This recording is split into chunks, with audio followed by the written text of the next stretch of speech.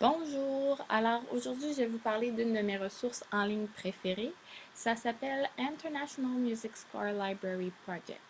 Alors, c'est une bibliothèque de partitions et d'enregistrements en ligne qui est très accessible car elle est gratuite.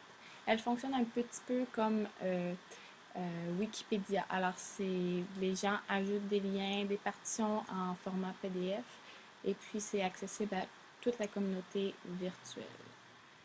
C'est un site qui est très facile à trouver. L'adresse internet est le imslp.org.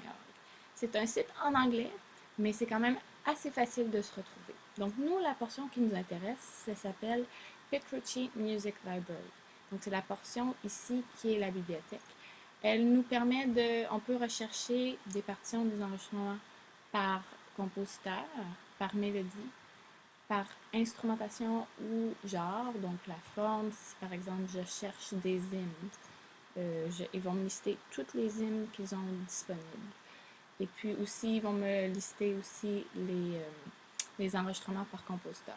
Donc si par exemple j'ai vu une présentation la semaine passée sur Jean-Sébastien Bach en classe, puis que j'aimerais en savoir un petit peu plus, je vais aller cliquer, exemple, rechercher par compositeur. Alors ici, on va juste cliquer.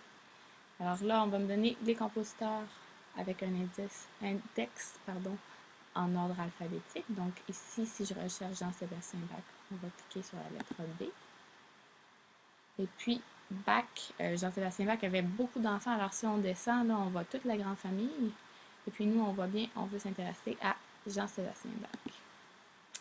Si, par exemple, maintenant, on a tout le contenu publié pour Jean-Sébastien Bach en ordre alphabétique, donc toutes ses œuvres.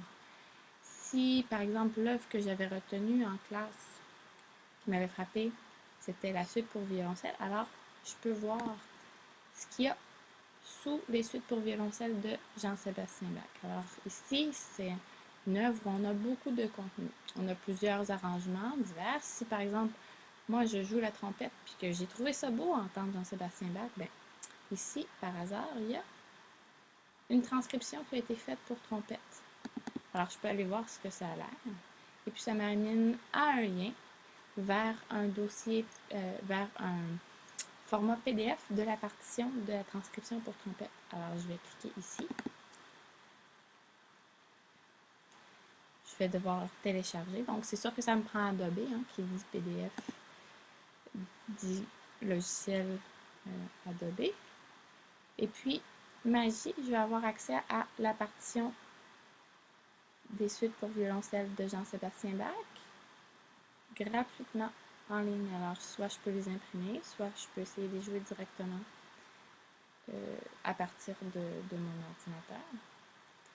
Et ce qui est aussi très intéressant, c'est que non seulement il y a des partitions, des arrangements, des transcriptions, mais il y a aussi une section avec, donc on descend un peu une liste des enregistrements qui ont été faits. Il y a plusieurs informations. Et le plus intéressant, c'est qu'on a aussi accès à des enregistrements gratuits. Donc on en a en format MIDI, on en a aussi en format audio. Alors, si par exemple, je veux entendre le prélude de la suite numéro 1, j'ai accès ici à un enregistrement fait par un violoncelliste auquel je peux écouter. Alors, je vais vous laisser sur ces belles notes. C'était la International Music Score Library Project.